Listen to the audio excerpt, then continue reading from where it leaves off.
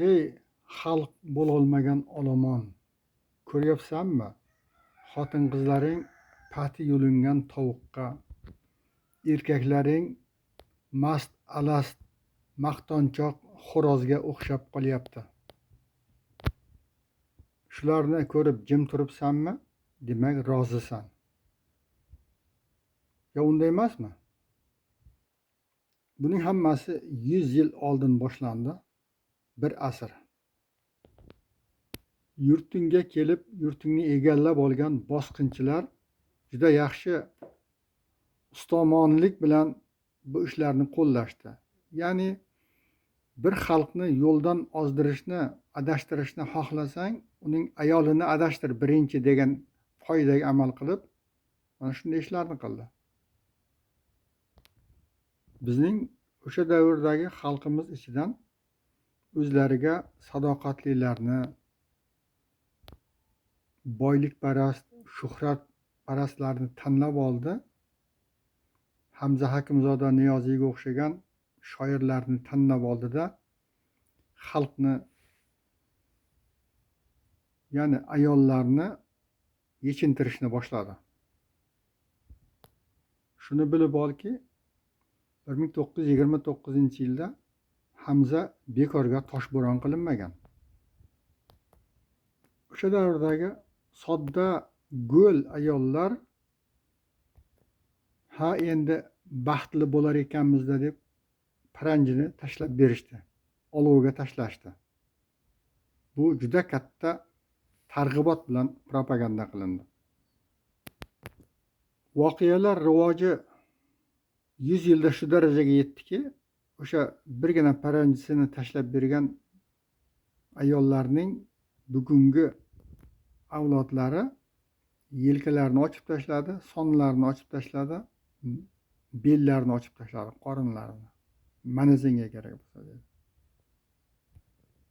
Sen esa ey olomon, o'sha davrdan shu kungacha aldanding, hozir ham aldanib turibsan. Bugunga kelib qonun qoidalar, tartiblar, nizomlar shunday yo'lga qo'yildiki, hech kim ayollarni o ishtonsiz yuribsan, ro'molsiz yuribsan, soningni ochib yuribsan deb ayblay olmaydi.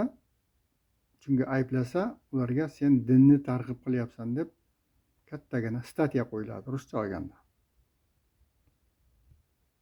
Avvaliga katta jarima qo'llaydi, yana davom ettirsa qamoqqa tiqadi. Ayollarning esa o'zlari bilib bilmay, ixtiyoriy, majburiy mana shu yo'lga kirib ketdi. Ey olomon, sen sharmandalarcha kiyingan, ya'ni yarim yalang'och yechingan holatga yaqin bo'lib yurgan ayollarga to'ylarda, konsertlarda, bayramlarda hamma joyini likillatib o'ynayotgan ayollarga tomosha qilib yuraver. Va har qanday ichimlikni ichib, sigaret noslarni urib yurgan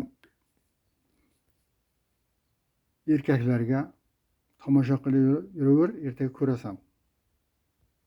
Yaqin kunda holingga maymunlar yig'lab, shaytonlar ustingdan kuladi, masxaralab. Misoli Turkiyaning aholisiga o'xshab.